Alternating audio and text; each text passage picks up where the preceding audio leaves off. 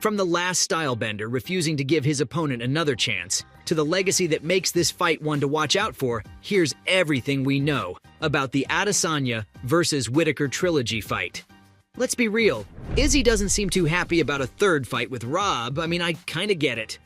The man has faced off against the Australian twice now, and both times Israel has managed to come out on top. Now, I have to give credit where it's due and mention that Adesanya did knock him out the first time and had a harder time beating him the second time around.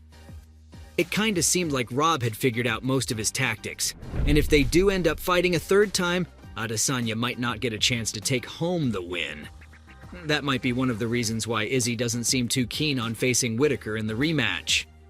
When asked about the whole thing, the New Zealander talked about how he's already read the book twice now, which means that he already knows what'll happen if they step into the octagon together. With that in mind, he mentioned how he was bored of having to face the Australian over and over again, despite coming out with the same result every time. As I said, his points are pretty valid. I mean, as far as most of the UFC world is concerned, Izzy's already proven everything he needed to, and it's Rob who's playing catch-up. To put things into perspective, let's take a look at their first fight against one another. The first time these two men met in the cage, things didn't end so well for Whittaker. In the lead-up to the fight, most people thought that either one of these two had an equal chance of taking home the win. But once they were locked in the octagon with one another, it turned out to be a different story entirely. To start things off, Israel dominated the fight throughout. I mean, he was relentless and had Whittaker on his back foot the entire bout. During the first round, he managed to land some pretty big shots and even knocked Rob down once. Thankfully, though, that was near the end of the round, and the Reaper was quite literally saved by the bell. Things didn't get better for him in the second round, though, as now that Izzy had seen how weak he really was, he pushed harder and attacked more often. See, Adesanya's whole shtick is counter-striking. Still, he realized early on in the fight that the Australian was way more scared of him than it was the other way around. With that in mind, it didn't take long for Izzy to continue dominating the fight, and soon enough, he delivered the knockout blow in the middle of the second round.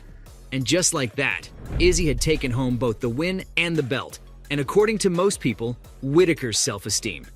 The worst part is, things didn't get any better the second time around. As time passed, he managed to climb the rankings once again. This time, it looked like things would go differently for him in the cage.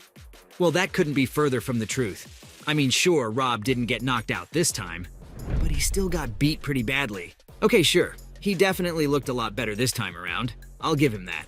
The guy came into this fight even more confident than the first time around, and it showed. But try as he might, he still couldn't get past Izzy. You see, while the Reaper was training and leveling up his skills, Adesanya was doing the same.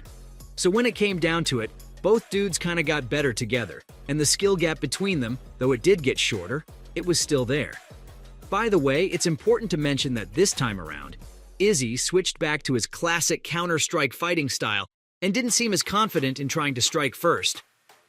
I guess that was expected, since he probably realized early on that this wasn't the same Whittaker from the first fight. Still, when it came down to it, the end result was the same as before. Izzy was able to walk home with the title once again, and Whittaker headed back to the drawing board.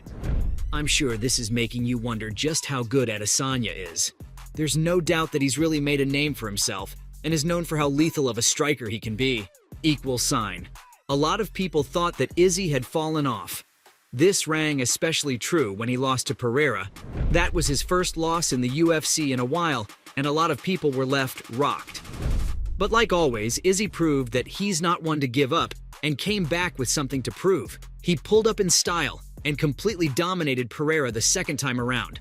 I mean, that just shows how much he was able to improve in such a short period of time. He talked a lot of trash in the lead-up to the fight, and this time he was able to back it up. It's actually insane how good he's been able to get in such a short amount of time, no? You'd think there would be an end to his peak, but it doesn't look like he'll be stopping anytime soon. Other big wins of his include the time he beat Anderson Silva. That was kind of the moment when everyone realized that this was it. Silva had finally passed the torch to a worthy successor.